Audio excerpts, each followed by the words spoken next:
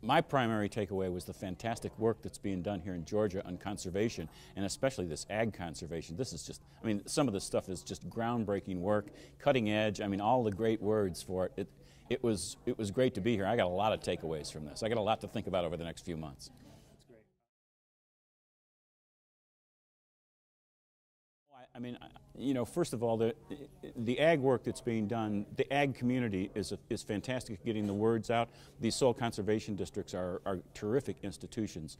I'm actually hoping to use some of that social infrastructure to do other things in terms of, you know, like doing solar panels and stuff on farms and other types of things like that that can also be done through that great network. And then, you know, in general, you know, I look at things through a financial lens, and the abiding rule in environmental finance is that you must do the greatest environmental good for the largest number of people at the lowest possible cost. So I'm always looking at systems to figure out, you know, how we can, in the case of the irrigation, these variable rate irrigation systems that we learned about today, how can we get those services to farmers at the best possible cost so that they'll all want to do it. So nobody has gone so far. We heard some presentations today about saving on the order of magnitude of 35 million gallons. Water conservation is a big piece of the Safe Drinking Water Act and of the Clean Water Act.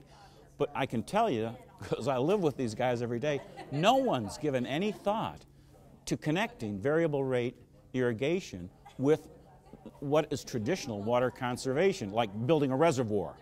Or something like that. So we need to take this, we need to go the next step with this and see how we can get the innovation from a financial perspective, how we can make it less expensive so that it can be implemented more easily all across the country.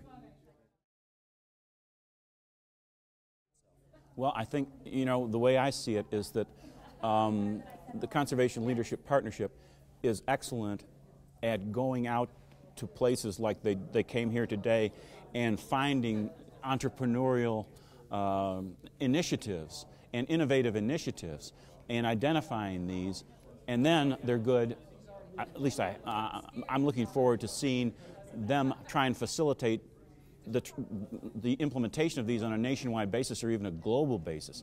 But you know, I think that that's their stock and trade. It's you know, it's the individual human initiative. It's not some, you know, iron wheels government, you know, type of programs that make progress. It's the individual people who, you know, they don't want to ruin the river that they've been on for 5 generations. That's where innovation comes from.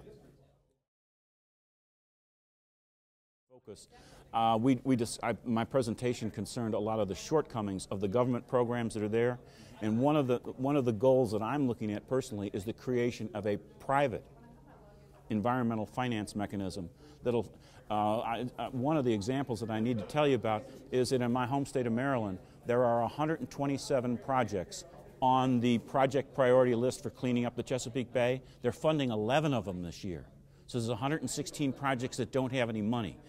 What I want to do, what my goal and what I think the Conservation Leadership Partnership can be very helpful with is refining some of my thinking so that we can create a private sector entity, a public-private partnership that can take up where the government programs leave off and will be a major player in, you know, really strong environmental initiatives like the river initiatives here in Georgia and like the Chesapeake Bay initiatives up in where I come from.